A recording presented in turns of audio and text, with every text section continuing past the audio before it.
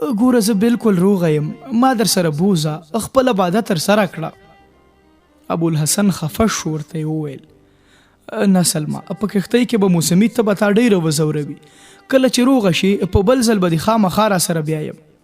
وګوره دا د خالد او ناهید هم ستا د خدمت په خاطر پرېږدم، طلحه به هم په تاسو پام کوي. د هغې په سترګو کې اوښکې ډنډ شوې. ویې ویل نه ما خامخا دا ځل در سره بوزه، زه د سفر ټولې ستونزې زغملی شم.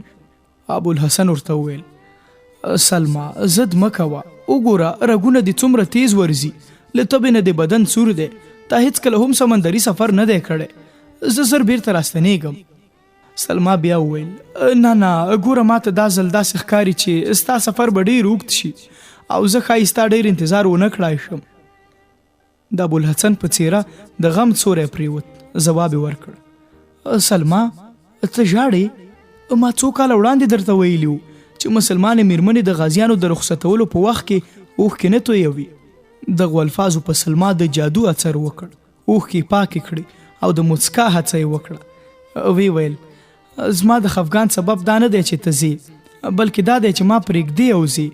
که تا یو ځل د جهاد ډګر ته بیولې وای بیا به دې د کمزورۍ پیغور نه و راکړی. زه له تا سره د غشو په باران کې درېدلی شم، خو ستا د راتګ په انتظار هر سهار او ماښام بام ته ختل او د سمندر لارې څارل راته له زغم نه وتلې ښکاري.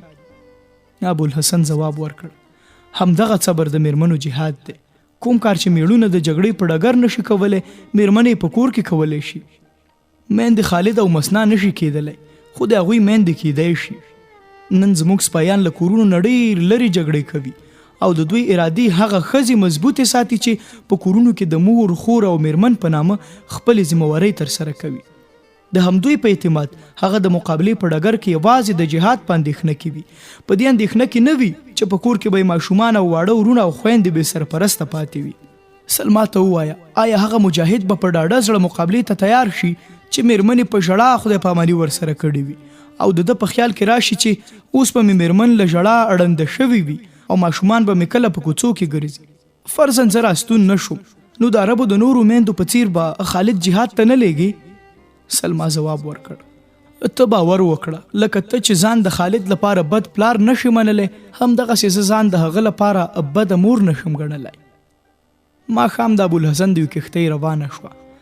سلما د ناهید سره په بام ولاړه وه او د سمندر په لورې کتل.